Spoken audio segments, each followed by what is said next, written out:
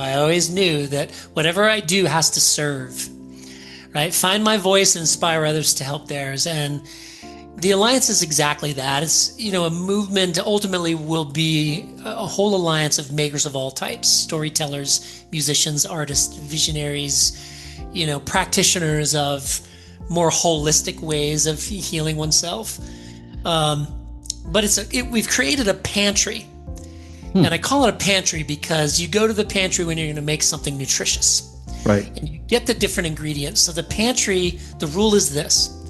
Any creative thing in the pantry has to meet one measure. It somehow shines a light on the importance, the necessity toward wellness for human connection.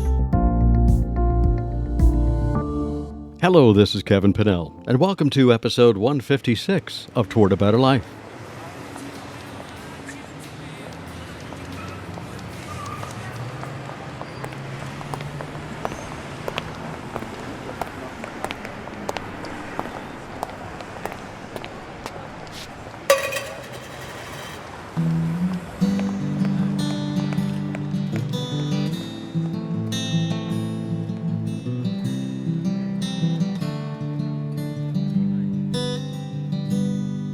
One day in 1989, I came across a man. He lived on 42nd Street, shaking a tin can. Well, he looked at me with pleading eyes.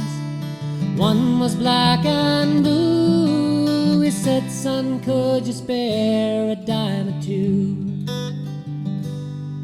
Well, I fished through all my pockets, though I knew that I was broke.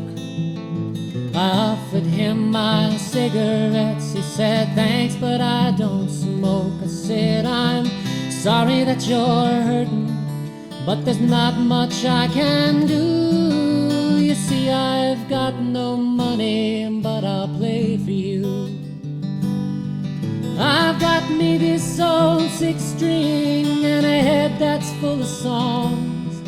I know there's one among them that you could sing along. I know Operator, Yesterday, or Rocket Man. How about City of New Orleans or Piano Man? I could sing Cats in the Cradle, I could sing of Fire and Rain. Whatever makes you feel good, whatever soothes the pain. Singing lie, lie, lie, lie, lie. Now I'm standing in Grand Central. I play for passers-by. A few have stopped to listen, but one man caught my eye. He said, "Son, here is $20 from a man I used to be. You didn't have no money, but you played for me. I see you still got that 6-string, and your head's still full of songs. I know there's one among them that I could sing along. Play Operator, Yesterday, or Rocket Man. How about City of New Orleans or Piano Man? Could you sing Cats in the Cradle? Could you sing of Fire and Rain? They still make me feel good. The music soothes the pain. Singing lie, lie, lie, lie, lie. La, da, da, da, da, da, da. La, da, da, da, da, da. I see you still got that 6-string, and your head's still full of songs. I know there's one among them that I could sing along. Play Operator, Yesterday, or Rocket Man.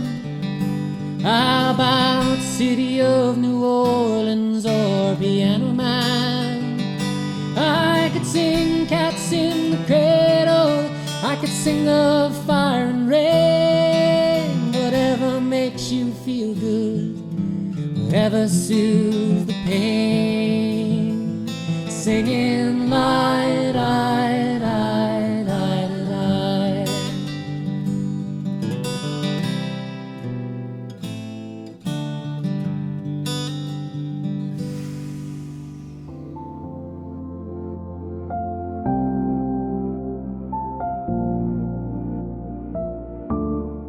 That was this week's guest, Mark Firehammer, with his song, I'll Play For You. It's used with his permission.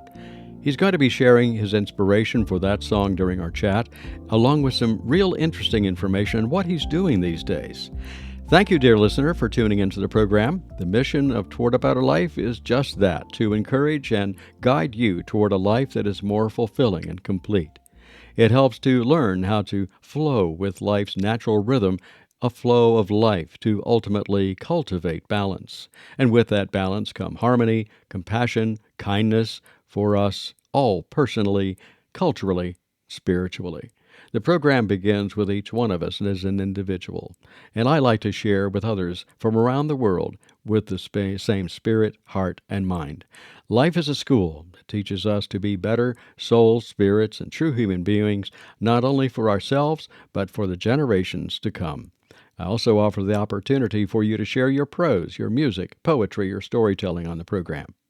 Please do subscribe to the Toward a Better Life if you haven't done so already through your favorite podcast platform. And keep following for weekly magical insights into earth-based spirituality, self-development, and self-care. Also, remember to support the program by leaving your review on Apple, Spotify, Overcast, whatever platform you might be using. It helps with the algorithms, and it just takes a moment to do that. Do visit the website, towardabetterlife.com, where you can contact me to learn more about your free discovery call to help you on your journey, along with some prior episodes, learning opportunities, services that I offer outside the podcast, and a few accessories to help you on your journey. Contact me through my website or send inquiries to me, Kevin, at towardabetterlife.com. I am welcoming Mark Firehammer to the program today. Now, you just heard his music at the opening of the program, and that's just part of Mark's work. He's also the founder of the Creative Humanity Alliance. It's a growing ecosystem of artists, educators, and innovators using creativity as a catalyst for cultural healing and human reconnection. Their mission is simple but urgent: to use art and creative practice as keys to unlock the connection that modern life too often makes us forget. Now, as an author, creator, and entrepreneur, Mark's work, including the novel The Echo and the Voice, explore how imagination can repair culture and guide us toward a more human, more fulfilling life. Creativity and wellness, that's the theme for this episode of Toward a Better Life. Welcome, if you will, Mark Firehammer to Toward a Better Life. Mark, so nice to see you today, and welcome to the program. Thank you, Kevin. I'm really happy to be here. Where are you, and how are you? I'm so good, and I'm in Holyoke. Holyoke is the birthplace of volleyball here in Massachusetts. Okay. Yeah, I just completely off the subject of anything. I just read something the other day, and I'd forgotten about it. I saw a quick little ditty about the history of basketball. And I saw that it's something about some guy took a bushel basket of peaches that was used for peaches, and he hoisted it up on top of a thing, and that's how basketball started. Jeez. I have totally heard that. I don't know that it's true, but I love the story. Yeah. We have a basketball Hall of Fame here in this area in Springfield, which is just 15 minutes away. So I think that may have occurred somewhere in the vicinity. Could be. Yeah. So, Mark, tell us a little bit about yourself. You have a colorful background and colorful past in a good way. So tell us a little bit about Mark. I love that you use the word colorful, because from the point of view of my family and my peers growing up, I was the black sheep, and they were less kind than that. So, yeah, I've had a colorful life. I'm a guy that was born in the 60s. Never allowed anyone or anything to discourage me from following the things that were in my mind as a little boy. I mean, I spent most of my time alone as a child because I was, and I'm going to say this in a way that might seem odd, blessed to have parents that left me alone. Hmm. And I believe I came into this life looking to be left alone. I was the third of three. Hmm. So their parenting was done. So it was easy. I think as a soul, I maybe chose the family because I needed to be left alone. And I spent my time exploring nature and having conversations with, birds and flowers and watching the snow melt. I lived at a pace that was more of the kind of a natural rhythm of life. I wasn't ever in any hurry, and I held on to that my entire life. So in my 60s now, I still don't like to work, more than a couple hours a day because I think it's unnatural and a little inhumane. Seems like a good thing to me. Yeah. Seems like a wonderful thing to me. So Yeah. we started the program, this particular episode, with a song, and you sent us a couple of songs. Okay. And tell us a little story, if you would, about the song that we just heard. I'll play for you. It was recorded, I guess, in 1995. Yeah. So tell us a little bit about that. I have to tell you, I've listened to the song several times because it's phenomenal. So Hmm. I'm gonna be quiet for a minute, and you tell us the story of that song. Well, number one, I'm so glad you enjoyed it. It's a special song in my career because in my touring years, I left Florida in 1989 to go to New York, and a Florida boy, even though I was born in Massachusetts, I moved to Florida very young. I had no idea about any homeless situation. I'd never seen a homeless person. And so here I am, almost 30 years old. I'm in New York City. I'm street performing, and I'm meeting these homeless people that I don't understand it. So being, the curious creative that I am, I would engage with them and talk to them and learn their stories. And even to this day, there's people that I can't get out of my mind because of the stories that they told about who they were. And that Mm. particular song I'll play for you is actually a very true story about a man that I met while performing in Grand Central Station. Huh. Yeah, and he was not in great shape at the time, but he loved listening to me play. And all the things I say in the song where he says, can you play this song or play that song? And I'm happy to do that because that was kind of my role. And years later, somebody came up to me and put $20 in my case because that's what busking looks like. And he asked me if I remembered him. And sure enough, it was the same guy. Oh, wow. Right. He'd gotten himself back together and, got past the challenges that put him in an unfortunate situation. And after all those years, he gave me $20 where most people maybe give you a dollar. Yeah. Yeah. Yeah. So the story that sticks with people, even if they think I made it up. It rings so human and so true to Yeah. this day, all these years later, because I recorded it in the 90s. I still get emails and phone calls from people who spun it again on their CD player or found it on Amazon Music or whatever, and they'll reach out and say it really meant a lot to me that you wrote this song. Hmm. Yeah. Well, in the information that I've got here before me about you and your background and Mhm. what you're doing now, it's so centered and it's so embraced, I'm going to say, in creativity and creativity. And I appreciated so much one of the parts that you said in here. Let me see if I can find it. But you Mhm. mentioned about the bardic aspects of life, Yeah. and that's actually the level that I am because I'm with OBOD, the Order of Bards, Ovates, and Druids, Oh and gosh, that's great. and the bardic level is the first level. It's not a hierarchy type of level, but it's a good place to start Hmm. because it's the creative juices, and one of the things we talk about is creativity as a bard. And we talk about writing poetry and writing prose and doing storytelling, doing music. And it must be my Celtic side or my Welsh side because I love to sing, but I Mm. don't do it, I'm going to say, professionally. Yeah. But there's just my real creative stuff is what I'm doing right now. And I Mm. love doing it because I love talking with people about their life and about what they do to create a better life for themselves. And you have done it and you are doing it from what I can tell for others. So, like one of the things I want to talk about here, you know, creativity and the authorship processes. You wrote a book, The Echo and the Voice, and how Mhm. storytelling and songwriting can reconnect us to our lost creativity. Could you expand on that a little bit about the book and how you see that? Because I know before we started recording, you said you can't see how you can divide creativity from wellness, for an example. But Mhm. anyway, Echo and the Voice. What is the Yes. background of that? Well, the echo in the voice, it's an allegory, so it's fiction. Mm-hmm. But the main character, Jonas Wilder, is very much based on my creative life from childhood through 40 years old. And the whole idea is the echo is culture's voice telling you who to be, how to be, what to be, who are you going to be when you grow up, right?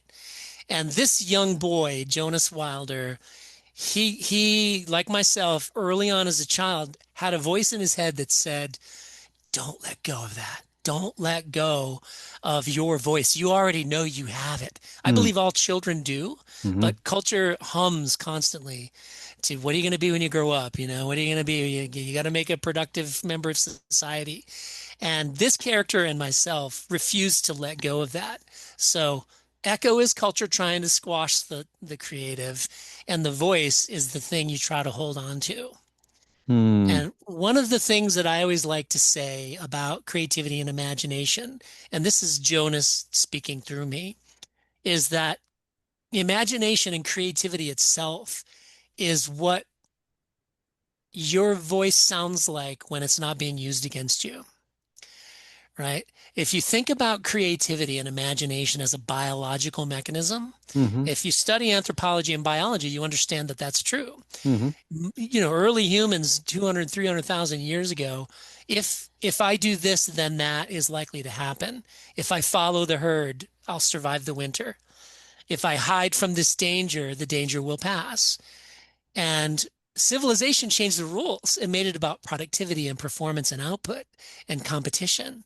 So our natural imaginations got redirected toward performance and hitting a goal and achieving something that was measurable in your life and in society.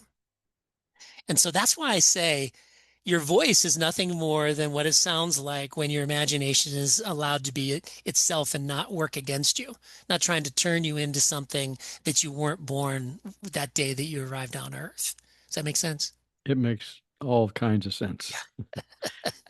I can see why we connected too, because just some of the stuff that you've already shared, Mm, as like for an example, I'm going to go all the way back in the beginning when you talked about a blessing of parents that leave you alone. mm, I had a single parent that raised me from age 9 due to divorce, and I lived with my father. mm, mm, And he was busy. Yeah, now, and there was not contention or anything there, but he had a living to make and he had mhm. a little boy to raise. I was 9 and 10, 11, years old, and he he would let me be, and I would do all kinds of stuff. Sometimes I'd get in trouble, sometimes, but I it hope was so. yeah. But you know what happened to me, Mark, is I learned several things. I learned how to write. I say write in the sense of I started getting a passion. I started writing short stories when I was like, I'm thinking, oh gosh, fifth or sixth grade, maybe seventh. And my first author that I fell in love with, of all things, if you're ready for this, was not like some, cute little thing, some little paperback thing or something. No, it's Ernest Hemingway. Oh, yeah. Beautiful. And then there was Edgar Allan Poe. I was fascinated by those. And I would just, and then there was Arthur Conan Doyle, and it just kept going, all these different Interesting. authors. And so I I just found out all these different possibilities, and I would gravitate toward a little bit different lifestyle. So I kept to myself a lot. And it's interesting how you can allow the creativity to flow, but unfortunately, on my side, it was never really funneled quite that much Yeah. until I hit teenage years when I went into broadcasting. And that kind of kept me centered a little bit, but that's another story in and of itself for like 35 plus years, give or take. Yeah. Yeah. So, um, when you are working from a creative standpoint, like you're talking about, and we start to look at it for equating it with wellness, I'm gonna Mhm. do exactly what we talked about early.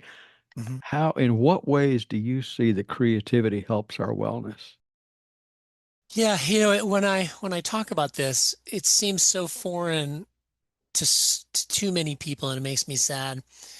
Um, I kind of pointed at it a little bit a moment ago when I said our voice is what our imagination sounds like when it's not being used against us. In other Mm, words, our imagination trying to become something else. Doctor, lawyer, merchant, chief, rich hmm man, poor man, beggar man, thief, right? Right. So creativity for me is directly linked to wellness because wellness, in my opinion, is inside out. If your heart feels good, if your mind is clear with thoughts that bring you energy and make you, happy to get up in the morning, that means that you have something going on inside of you that's worthy of your attention. hmm Instead of so many people, including my parents and my siblings, what was going on in their head is the pressure to go achieve that other thing, to accumulate those other things. mm And I was fortunate and smart all rolled into one when I decided, look, I'm going to do what everybody says I can't do. And I'm going to be a full-time musician. I gave up on university, had a full ride scholarship and said, no, I'm not going to do that. Hmm. And the end result was I got to be creative for a full workday. And you know what a full workday is for me? What? 2 hours, Oh, right? So I got to be creative for 2 hours, but then the rest of the time I would be learning. I didn't go to university because I didn't want the narrowness of the education. uh-huh. So I wouldn't just go horse around. I would read, I would explore nature, I would hike and think. I would just learn and just devour as much information and experience as I could. And then when I got to the next workday, 2 hours, hmm I would channel everything that I learned into something creative. Okay. So the end result of this was because I didn't get driven to achieve something that someone else said was worthy, I wasn't depleted, Okay. right? My body and my mind were never depleted.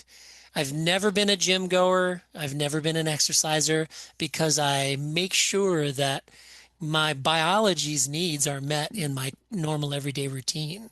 I move enough to stay healthy, and at 63, I can still squat for an hour, right? hmm Yeah, 10 years ago, I couldn't do that because there was a little window of time when I was building a business and I was working 8 hours a day and I was sitting in a chair. Yeah. And chairs are a foreign thing for me. My home has no chairs. Everything is down low. I live more like an Okinawan in that Okay. regard. Yeah, it's been two Okay. years since we've done that. So I know I might have gotten off track, but the creativity piece is about working on who and what I was born as, not working toward becoming something someone or something told me to be. Being you. Being me. Yeah. Yeah.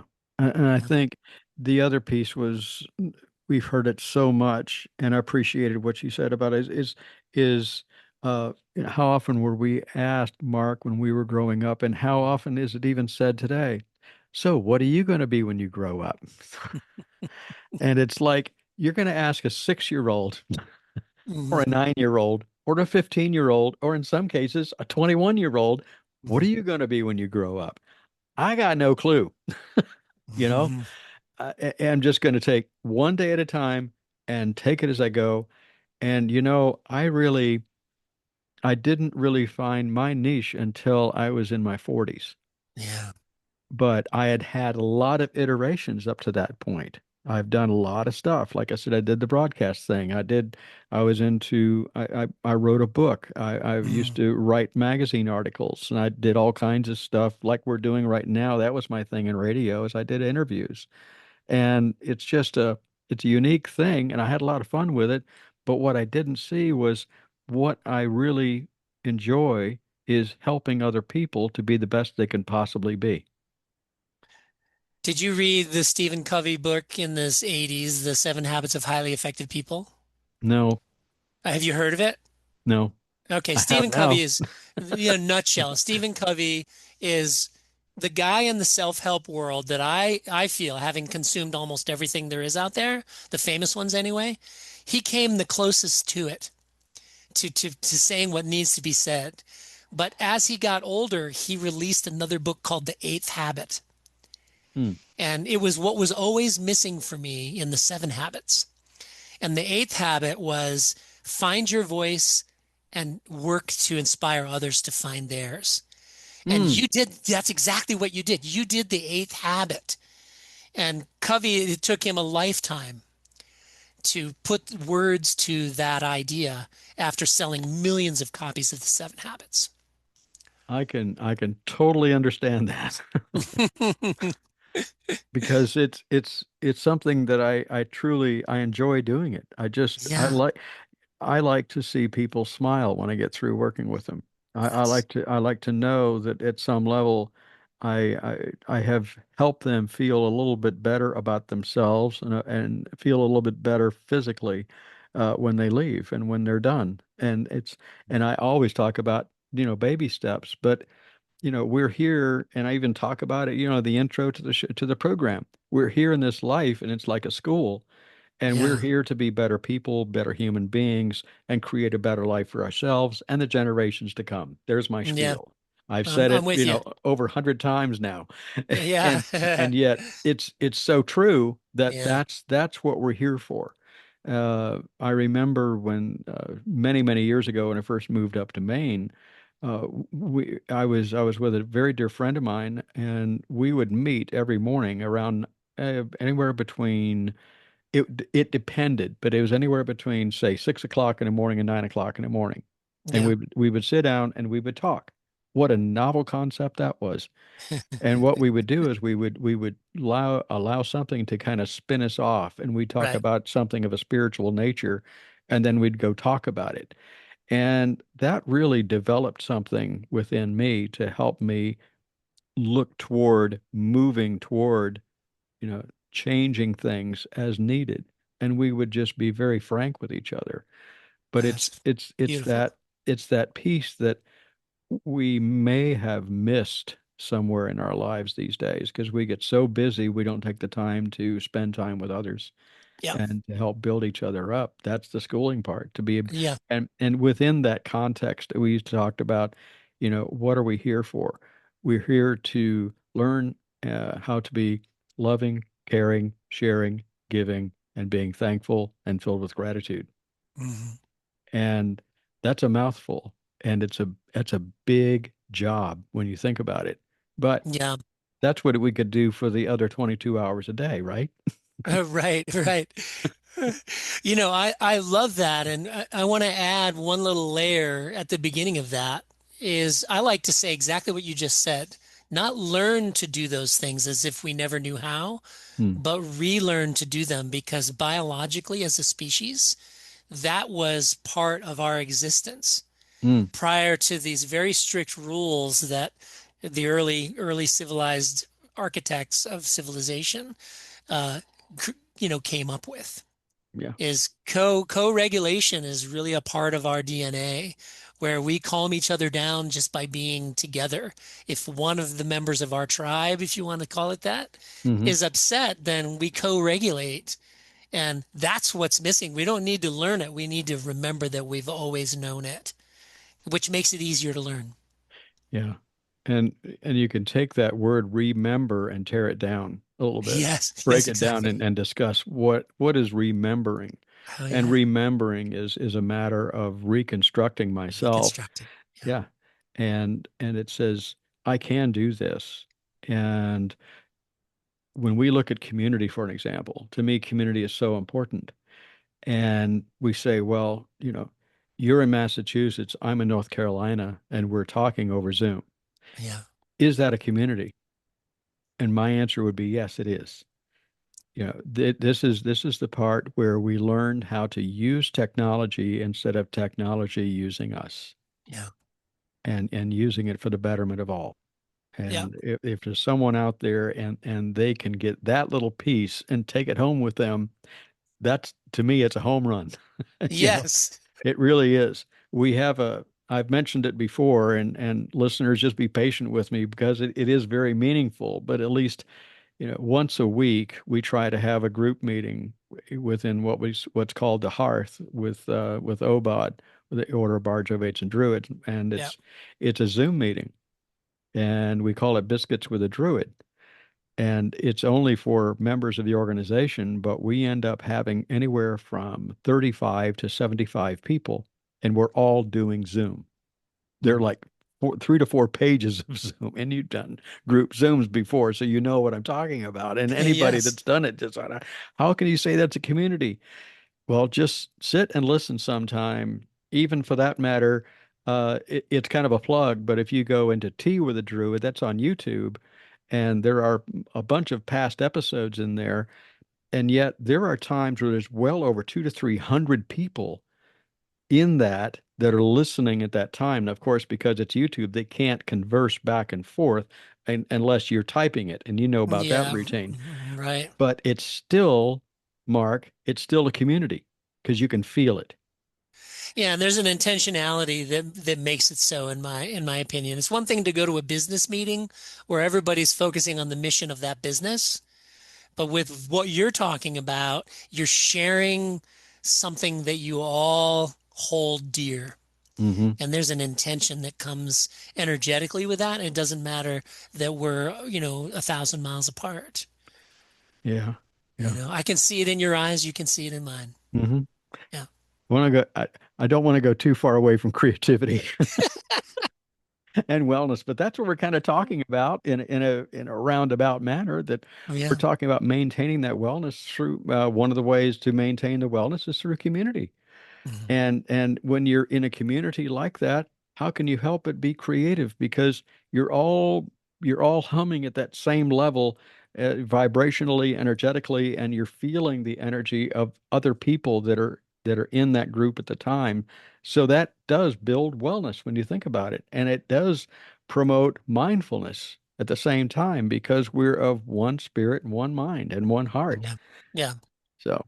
Yeah. So the work that you do, the music that you've had and so forth, and I think somewhere in there I saw that you have not really done the music thing for several years, and you have done a lot in more recent years with the work that you do in promoting this type of lifestyle to other people. So tell us a little bit about what you do now. Yeah, the music was a young man's game.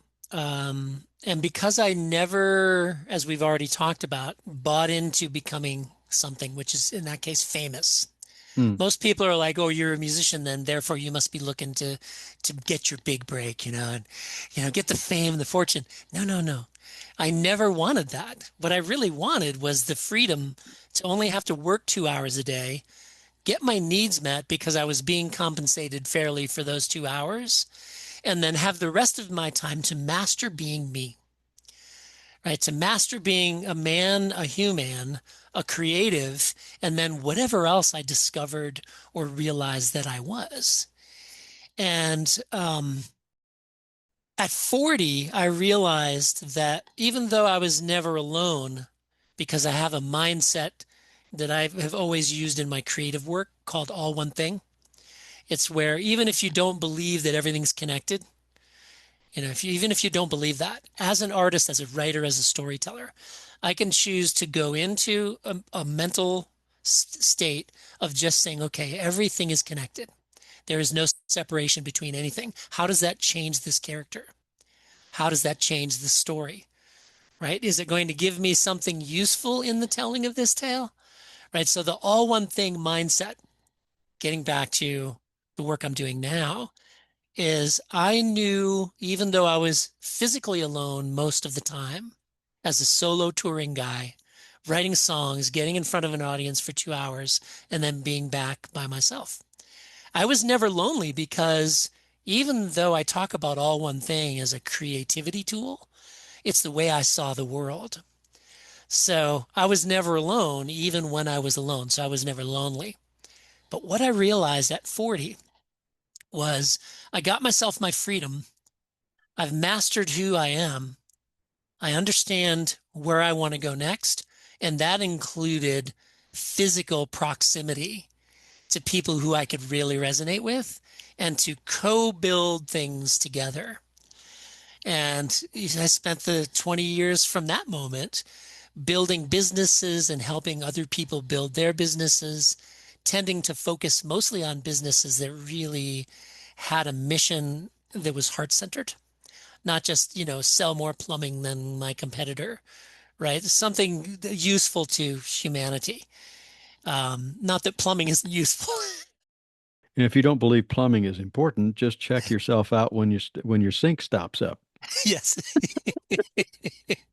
I got nothing against the plumbers. But the reason why I pointed that out is I wanted to make sure that I was surrounding myself with people who really cared about the person they were serving and not just the service that they were delivering to that person. Yes. Yes. So the last 10 years of my life has been in the fitness space, not as a fitness expert, but as a business expert, working with fitness experts to understand how to be more successful as a business while delivering the most value that you can from your heart to the people that you serve. And that's been very rewarding because I learned more about how to take care of myself just by osmosis, just by being around these super knowledgeable, body centered people.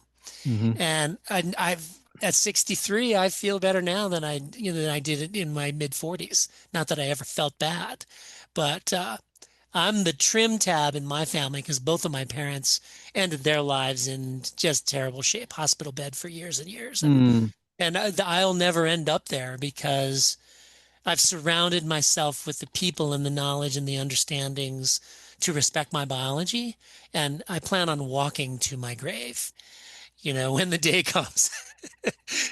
You're not going to do the kicking and screaming thing? No, not going to kick and scream. Not going to kick and scream.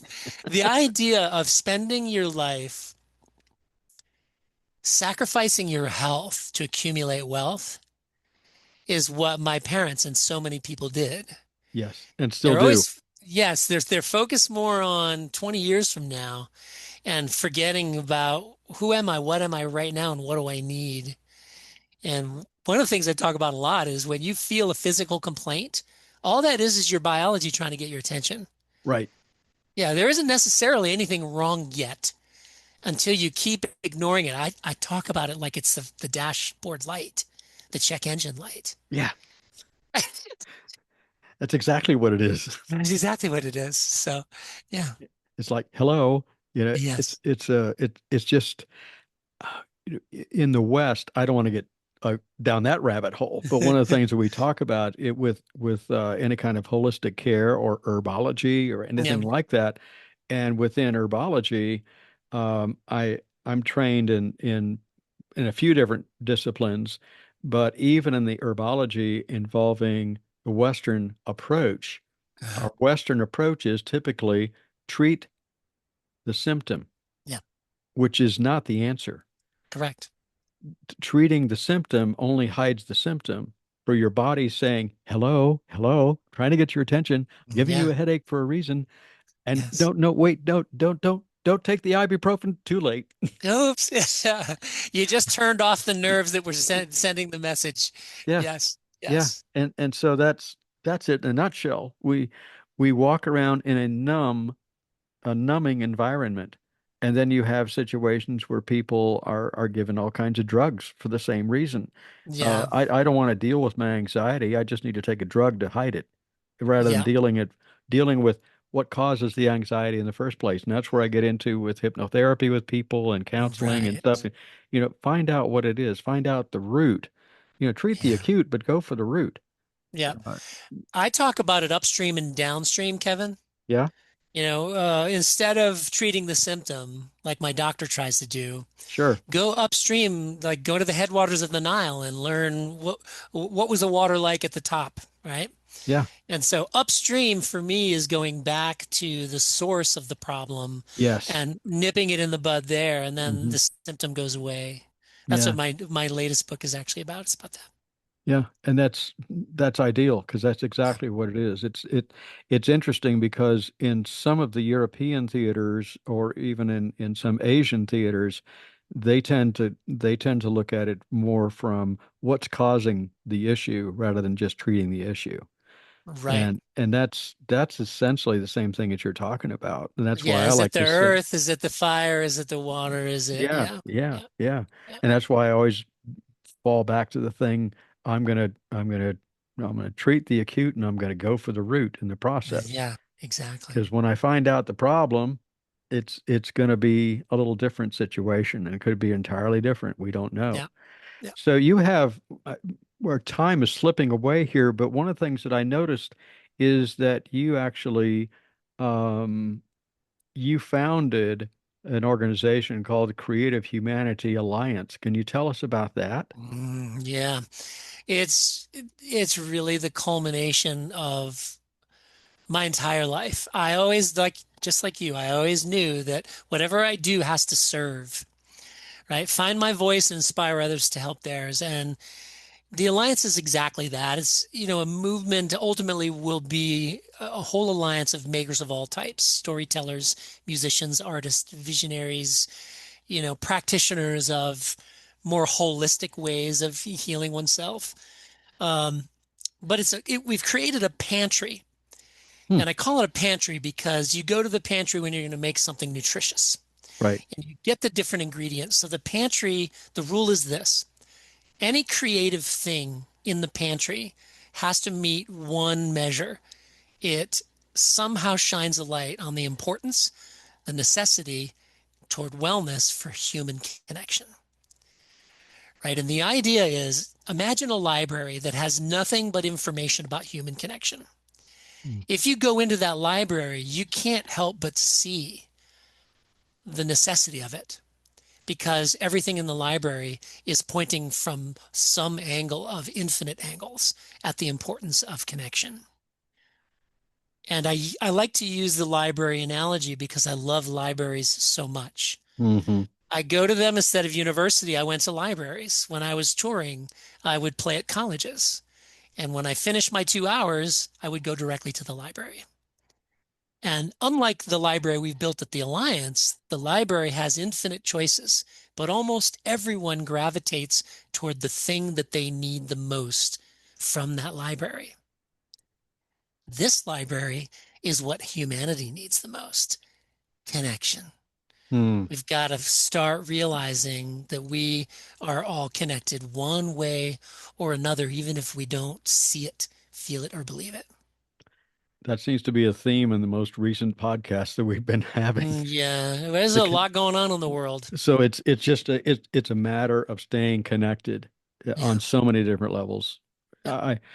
And I talk about, connection with the natural world and connecting with human beings and connecting like you and I are connecting right now. There's all these different parts that we connect with. And Mhm. yet sometimes if we look at the connection aspect, and I don't want to drive it into the ground because we've already discussed it in previous episodes, but we think we're connected because we have a cell phone that we carry with us. That's not a connection, that's a tool. And it's usually a distraction. Yeah. Yeah. And I saw something someplace or read something. I don't know what the source was. It could have been the Times, New York Times, but they said that now there's starting to be a movement among 18 to 25-year-olds where they're actually taking a day or a portion of a day and they are away from any form of, well, what would you say? Digital Thank communication. you. Yeah. That's the word I'm Yeah. looking for. Digital communication. And they find that their life is better. They Yeah. find that they're not as anxious. They find that they're not so pent up on stuff and looking for escape stuff and looking for drugs and looking Surprise. for, yeah. Surprise. I got to tell you a story, Kevin. You just brought it up. I'm driving into Northampton. It's a neighboring town. Sure. Northampton is 5 colleges, is very vibrant. Hmm. So I'm driving into town and I'm a block and a half from downtown. And Northampton has a lot of, I call them townies. They're street people, a lot of homeless people. And here I'm pulling in and I'm going nice and slow. And I look around me and the teenager, the 20s, the 30s, 40s, 50s, 60s, 70s, everyone on the sidewalk, even if they're walking, is doing this. They're scrolling. And I'll say it out loud since we're in audio mode here. They're on their phones and they're scrolling even while they're walking. And I say to my partner, Katrina, I'm like, check this out. Take a look at this. So we pull up to where the train tracks cross. That's where the townies hang out. Hmm. There's a dozen of them, all these homeless type people. No phones out. Some of them have phones, but they're not out. They're talking to each other. They're laughing. They're playing. They're touching. They're embracing. They're doing everything that humans were designed to do. Hmm. And then all these other people are just walking by them in mid scroll, missing out on the whole scene. And I'm like, there we go, right there. There we Yeah. go. We can learn from these people who are in a very sometimes unfortunate situation, but they still have one thing right. They still see the person that's right next to them. Yeah. Yeah. So with your organization that you have, the Creative Humanity Alliance, do you see people? Do you talk with people? Do you work with people like in workshops, or do you do one-on-one work with people or anything like that to help them along these lines? Mm. The model is not that specifically, but I'm so glad you asked because as a nonprofit, the goal is and the measurement is how are you impacting your audience? Hmm. And when you raise funds and you pay to make sure this stuff gets out to the world, part of that is attracting people to do exactly what you just said, but packaging something in a way that it can then be transferred to another facilitator so that what you're facilitating in Philadelphia could be duplicated in Tokyo, Hmm. right? And they all have one thing in common, like we said, they somehow facilitate the return of human connection, the magnification of human connection. So the library is meant to be a repository for the tools that those people that you just mentioned, the facilitators, the one-on-one, the teachers, the workshoppers, educators, coaches, they can come here and help themselves to a set of tools that we're accumulating that can get beyond the natural limit of self-help. Self-help universally is about improving yourself on some level, Yep. right? Some of the tools that we're offering shines a light on a different the upstream. Instead of trying to change yourself to be better, understanding what parts of how you've been have been a distraction away from who you actually are. And there's one tool called the Truth Origin Triangulation tool set that is basically you can facilitate yourself through it or take a group of people to identify what part of the struggle that you're in is story based or what part is connected to the natural rules of life and connection and humanity. It's hard to describe, but if you look at the page, the light bulb goes on and you're like, okay, I see what this is about. So what you're saying, if I'm hearing this correctly, is a resource for Yep. information. And you're doing what I just got through doing. I'm on your website right now. Mark Firehammer, Passion and Purpose. And is there another website that we should be aware of, Mark? Scroll down from where you are, Kevin, and click Uh, on the Creative Humanity Alliance. I see that. Okay. So everyone, just so that you know, all these bits that I'm sharing that we're sharing right now, they are going to be in the show notes. So what I'm Great. seeing here, programs that you've got or advocacy and Ooh, click on the pantry, Kevin. okay, I'll click on the pantry. Clicking on the pantry now. The pantry latest provisions. Yes. So the origin the origin truth triangulation toolkit. Oh wow. The conversation campus. No, no, the conversion The yeah, conversation conversation compass. compass. Yeah, okay. Get my glasses changed. I'll be fine. Let me tell you about that one. The Wait, conversation compass was the product of my novel. J.W. Kindbloom is my pseudonym for my fiction work. okay. And so he's got a Facebook presence. There's, I don't know, 1,500 or so followers and readers of the book. And the conversation compass was born out of myself as JW having to deal with trolls, right? Trolls, you know how trolls on the internet can say ugly Yeah, yeah. things to you, Yeah, right? yeah, yeah, They yeah. don't know it. They don't really know what they're talking about, but their whole purpose in life, it seems, is to be a troll. Yeah. So the conversation compass was a gathering of people way smarter than me about nonviolent communication protocols, where we developed this tool set that categorizes communication online, if it is online, in 7 different categories, and how to craft a response to a troll, or how to craft a response um, a compliment for on the other end of the spectrum. And what's amazing about it is it worked like a charm. Whenever I encountered a troll, I would respond in this method, and they just would go away. They wouldn't engage because I wasn't giving them what they wanted, right? It's like showing a dog that's angry that you're afraid, it makes them angrier. Yep. And so the conversation compass is very much the product of one man's experience with trolls, but it's a mirror of every human's inability to navigate unexpected conflict with grace and Mm, not making that devolve into, an argument that's hard to settle. So that's one of my favorite ones right there. I see that. And some of the others include like from conflict to connection. Of course, the echo and the voice, songs in the key of return. Let's see, Champ, creator, creator primer, a solo guide for creating through connection. Yeah. So Right. there's a lot here. It's a lot of cool stuff, I'm telling you. Yeah. It's If connection is your thing, Kevin, you're going to want yeah. to spend a couple hours just making your I way see through this. that. Well, the thing that just occurred to me is everyone is if you want another good spin-off on Toward a Better Life, go to the pantry on the Creative Humanity Alliance because there's so many opportunities there, and like you had already mentioned, Mark, it's loaded with resources. And it doesn't cost anything. No, Anybody that registers an account, because like I said before, we have to know how many people are consuming things. right. So you have to register an account so we know that the Conversation Compass has been downloaded 12,000 times, whatever. Right. Then we can say to our funders, here's the impact that we're having. Right.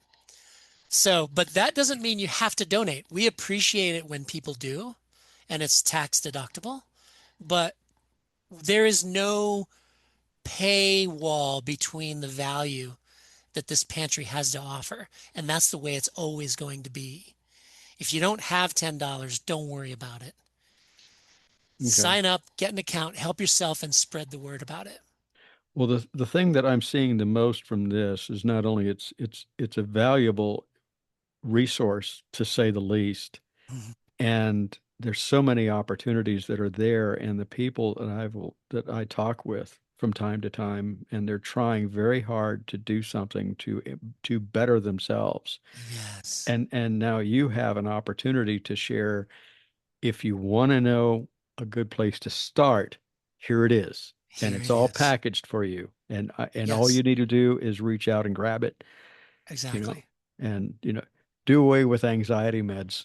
Just go check Yes. this out instead. And be What creative. oh, Yes. I know one. What would be a good one for anxiety in this group? What do you suppose?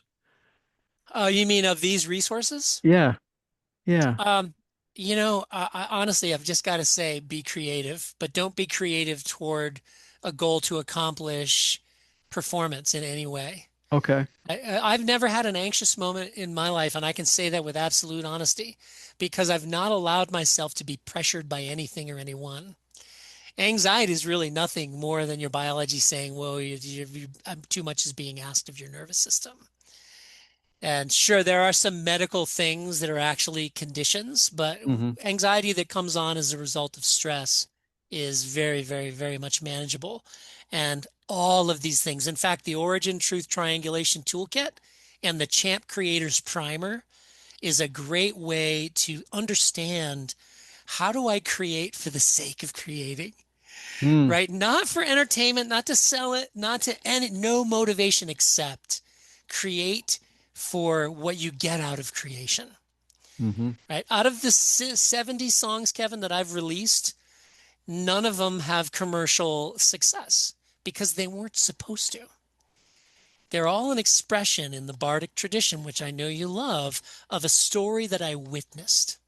Mm. I examined it, I turned it over like a rough cut diamond to see it from every angle, and then I expressed myself about what I think of that, right? And maybe how one could, you know, change it in some way. That's what all my music is about. And if you listen to Jonas's album, Songs in the Key of Return, Jonas doesn't exist in real life, but the album does. And it's 11 songs in a very specific order. None of them will ever be commercially successful. But people that listen to the album in order wake up a little with each track because they're sequenced almost like a treasure map to understanding pressure and getting beyond pressure to self. Now I've disconnected it so I don't get interrupted during this recording, but is that the second song that you sent? The second song is one of the tracks on there, yeah. Yeah. So everyone that is, we'll say it now that it's going to be on when we're through with our chat. Yes. So you need, don't tune out. But I will tell you that if you listen to that, you will understand exactly what Mark is talking about. Right. And it's phenomenal. It is really wonderful stuff. So I I would really like to know what Mark does to create a better life for himself. I have an idea, but tell us. It's, I don't have to do anything anymore Hmm. because I did it all at the beginning. There was only one small period of time where I deviated from what I started to do as a child. And what I'm again doing is I play every day. Okay. I play, not like play music, but I play. I play with toys. I play with other people. Um, there were times on the road when I'd be sitting in a park and a businessman, I remember, do I have time for a quick Oh story? gosh, yes, Okay. absolutely. Yeah. I'm in Charlotte, North Carolina, and I'm downtown because I played at the Barnes and Noble bookstore that day. And I'm at this big park, and this businessman with his suit, his ties loosened, and his vest is unbuttoned, but he's still wearing his suit. And I've got my feet in a sandbox, this giant sandbox. And there's kids on the far side of the sandbox with their parents, and their other kids are playing and they're having a good time. And I'm just sitting there wiggling my bare feet in the sand. And this guy approaches, and I just look at him, I threw him the chin, how you do when you see a stranger. You just, throw the chin, hey, what's up? And then I turned my attention back, and he comes a little closer. At one point, I said, "Hey, beautiful day, right?" And he says, "Yeah, nice day." I said, "I tell you what, you should kick off your shoes and stick your feet in the sand because it's just like when I was 5. I'm loving this so much. It's warm and cold all at the same time. You got to check it out." And he paused for a moment, and then he took off his shoes, rolled up his pants, stuck his feet in the sand, and we sat there for an hour giggling like a couple of school kids about the things we used to do, all because we allowed ourselves to play in that moment as a couple of grown men. And I've never stopped doing that. All day, every day, I look for opportunities to play. There you go. They interviewed, Dick Van Dyke a couple of times recently, and one of the Love big ones that he guy. talked about is how is it that you've made it to 100 years old? And the one that is the biggest publicity that's been given is I keep moving. Hmm. What I haven't heard is another one that he said, and that is I never stop playing. Hmm. And that says a lot. Yeah. One of the best bits of information that my mentor gave me right out of college, I think, well, I may have been a senior in college at that time, Okay. and the program that I was in required me to be in a mentorship. And I had an issue to say the very least, and I was frustrated. And he says, "Come in here and close the door because there's people out there." And he says, "I'm going to tell you a secret." And I said, "Oh, yeah, wow, I'm in Can't my late wait. 20s. I'm ready to graduate college. I'm going to get a secret now." And he and he just looks at me and he goes, he leans over his desk and he says, he motions for me to come closer. And I said, "Oh man, this is either going to be really good or really bad." And he says, "You're taking life far too Too seriously." seriously. Yes. That's Yes. never left me.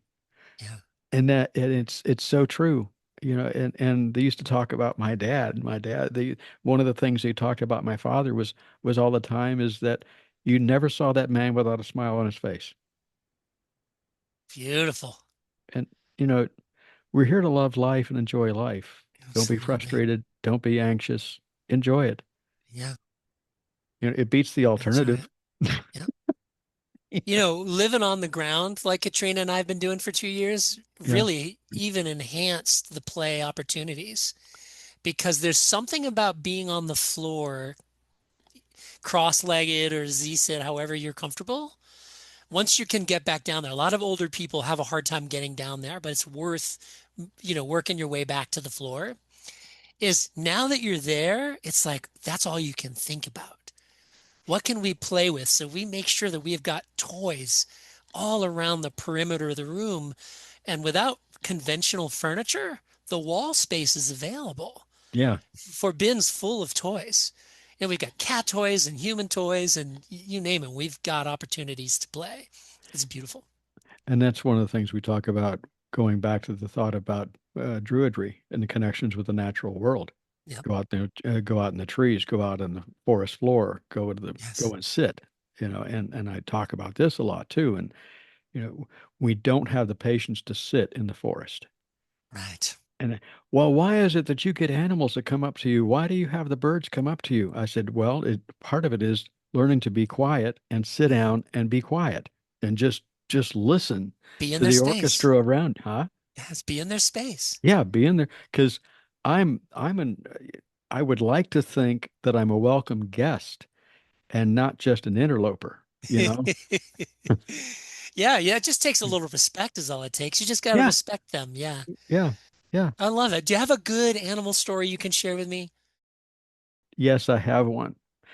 And this is it has the potential of maybe turning some people off, and you Hmm. just have to just bear with me, but it's definitely an animal story. Right out of college, I moved up to Western New York, and we did hunting up there. I enjoyed hunting, and they had provisions made while I was up there that they said, okay, you can start using handguns to hunt. And I said, all right. So I had my handgun, and I'm up there, and I had found myself a nice spot in the woods. And being a good hunter, I took out a plastic bag that I had. I had a garbage bag, and you sit it down on the forest floor so you don't get your butt wet. Mm, And I also brought along a thermos of coffee. See, the way I like to hunt, or the way I've liked to hunt in the past, is I sit. I don't move, mm, because my logic is I don't want to be a moving target, you know. mm. So I sit. And I've already done my homework, so I have a pretty good idea where the wildlife is, and I know where the deer trails are. So I found myself a tree and I sat and I sat. And you know something, Mark? It's a winter day and it's so quiet, you really can hear a pin drop, maybe. And you hear the cracking of the trees because it's so cold. and the snow just has a tendency to muffle everything around you. And before you know it, you're in a meditative state. And I said, "Oh, I think I'll have a short cup of coffee." And I had a short cup of coffee, and I just said, this is beautiful. I Mhm. love this. Forget the hunt. Mhm. And and the You next found thing what you I came looking for. mm, and so I'm sitting there enjoying myself and looking at the trees and looking at everything around me. And then all of a sudden, the next thing I know, and you can't really appreciate this in audio, but I will tell you what happened is I felt a nudge on my left shoulder right at the top. And it startled me because I had fallen asleep in the cold weather. Now, that is a prescription for a little thing called death from hypothermia, Yes, right? yes. And I turned my head. I didn't start. I just turned my head. And I should tell you, I had a shoulder holster, and the shoulder holster is underneath the jacket that I'm wearing. Right. And I looked, and she was right there. And I had a doe permit. And yes, it was a doe. Mhm. And she was looking right at me. And I looked at her, and then she started walking off. And I said, "Oh my gosh, I got my deer." And I reached into my jacket and pulled out my 45, and I'm going to I pulled it, I beat it down on it. And the deer turned around and looked at me, and I said, "I'm not going to shoot you. You just saved my life." Just saved my life. Yeah. I And love it. isn't that great? I love it. I knew you weren't going to do it. I just knew it. I just knew it. All right. So you promised. Now, what's All your right, animal story? it's not dissimilar, which is I love it. I just love it. We're making our point about we have community here. We're Hmm. communing. Yep. It's 1997. I'm in the Ocala National Forest. Okay. I'm 10 days in the forest because I've got a break, right? I'm typically booked every week, every 5 days a week, 90 days in advance. I got 10 days, I'm taking it off. So by day three, the tufted titmice, the little birds with the giant eyes, they start to recognize that I'm part of their environment. I'm friend. The reason why that was is I sleep in a hammock up in the trees because it's a tactical advantage being high at night in a place where there's lots of transient human traffic. So there I am living up in the trees, and by day three, the tufted titmice are lining up on the edge of my hammock. Come sunrise, like time to get up, time to get up. So we'd have these long conversations. Well, by day 10, when I would take my shower, I had one of those solar shower Hmm. bags. You hang it in the tree, you let it warm up, and I get my Coleman folding chair and I set it down. And at the time, I had beautiful, long, golden, curly hair down to my waist. So I'm under a tree in the sun and I'm washing my hair under the solar shower. And the tufted titmice come down onto the arms of the chair and in the puddle behind me where my water and hair is cascading. And I'm using a very natural product so as to not harm the birds of the environment. The tufted titmice take the hair out of the puddle, come up onto the chair as if to ask me permission if they can use it in their nest. Wow. A bird after bird is taking the strands of my hair and then flying off with joy to go weave it into their family nest. And I'll never forget the feeling of community and the feeling of connection. Yeah. And here I am, 37, 36 years old, and I've never let go of that. And I believe it was possible because I just was moving slowly. Yeah. You said you had to be still. Yep. Yep. Yeah, We have to learn how to be still. yeah. Wow. Two good stories. Yeah.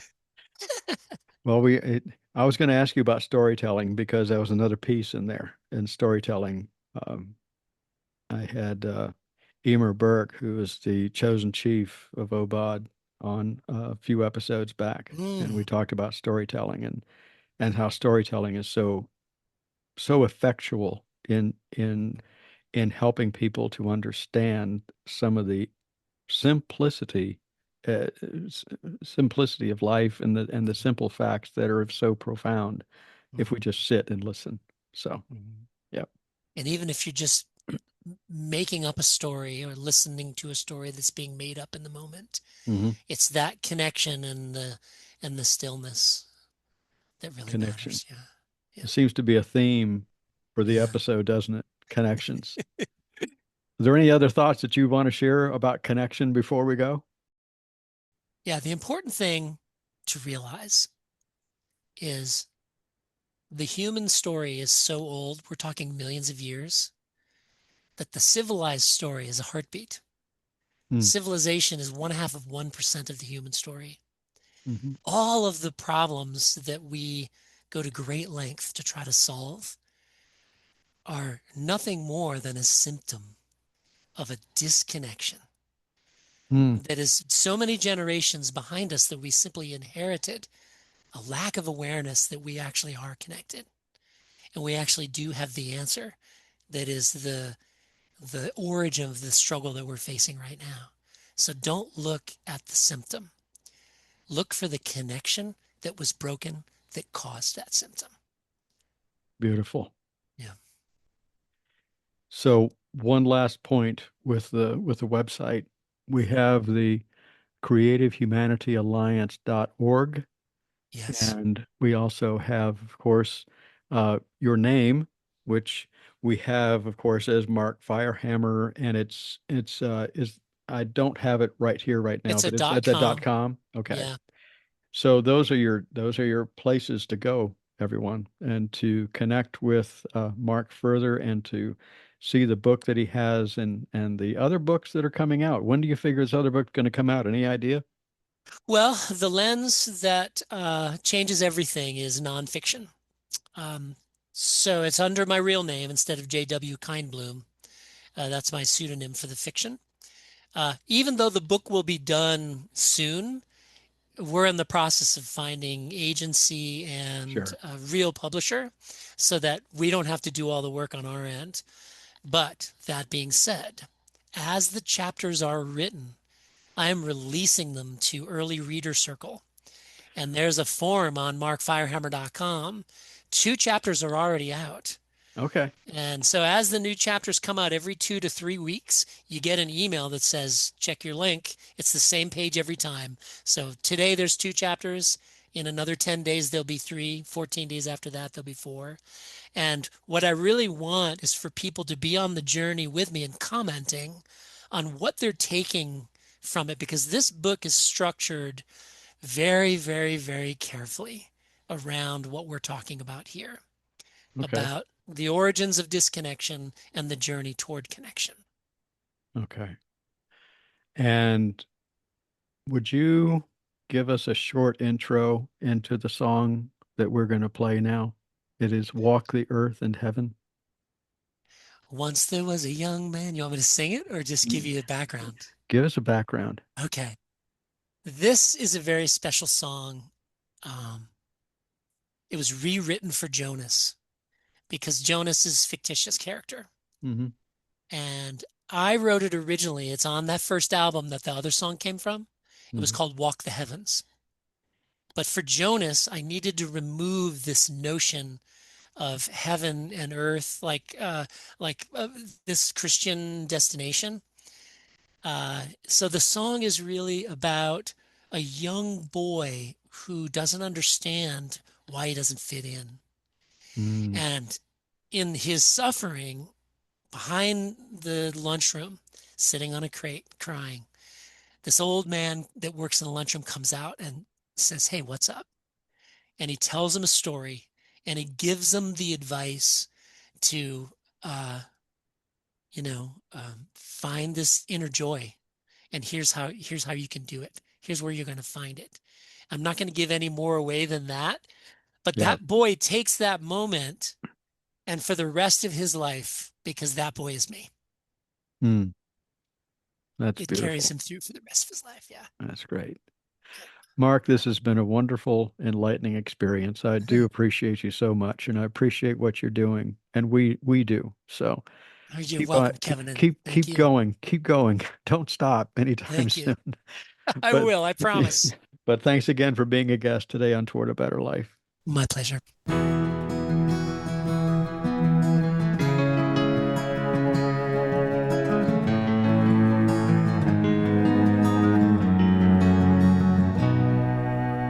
Once there was a young man going to school and trying to fit in, but he didn't wear the coolest clothes. He didn't have a perfect nose. He wasn't any good with girls, though one did set his heart a whirl. He couldn't swim or run too fast. He always seemed to come in last. One day he'd had enough. He went and found a place to hide. He sat down on a crate behind the lunchroom and he cried. When an old man came upon him with a frown upon his face, he sat down right beside him and he said, as we make our way through all the years, fighting to hold back the tears that fill our eyes and wash our joys away, by wishing we were someone else, we constantly deny ourselves the chance to become all that we could be. Whether rich man, poor man, beggar man or thief, we all have the right to choose between happiness and grief.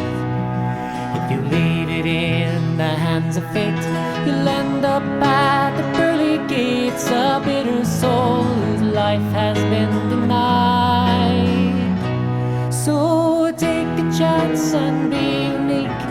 Find that inner joy you seek, and you will walk the heavens filled with pride. He went on to tell of many tales he knew of life and love, how he'd become a champion because he didn't quite fit in. The early age he'd had to fight for differences of black and white had taught him how to look inside his heart to find the peace of pride. And when he'd finished speaking, he got up from where they sat, helped that young man to his feet and gave his head a little pat. He worked in the lunchroom, always there to do his part. That day fed this young man's hungry heart. As we make our way through all the years, fighting to hold back the tears that fill our eyes and wash our joys away, by wishing we were someone else, we constantly deny ourselves the chance to become all that we could be. Whether rich man, poor man, beggar man or thief, we all have the right to choose between happiness and grief. If you leave it in the hands of fate, we'll end up at the pearly gates, a bitter soul whose life has been denied. So take a chance and be unique.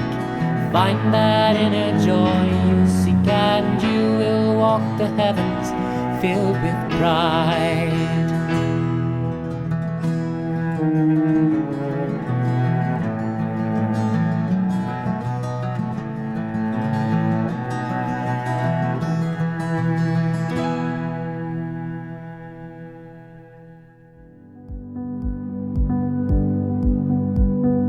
That was Mark Firehammer once again with Walk the Heavens. And that's our show for this week. Thanks to Mark Firehammer for some very special insights into how creativity can weave wellness into our lives as a tapestry that portrays compassion, connection, and community. You can also learn more about Mark and the Creative Humanity Alliance on his website. Links to that, along with some more information, are in the show notes. As always, a very special thank you, dear listener, for tuning in to the program.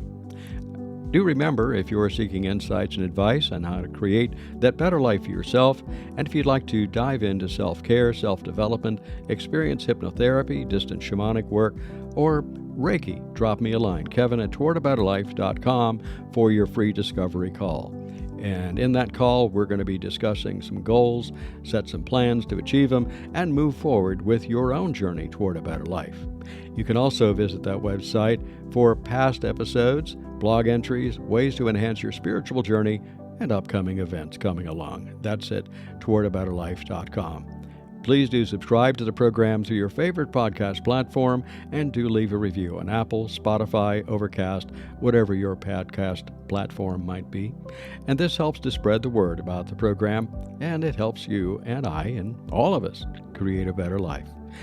As always, remember, if you'd like to share your story, music, prose, or if you want to be a guest, please write to me, kevin@towardabetterlife.com. And that's it. Until next week, do enjoy your creative journey toward a better life.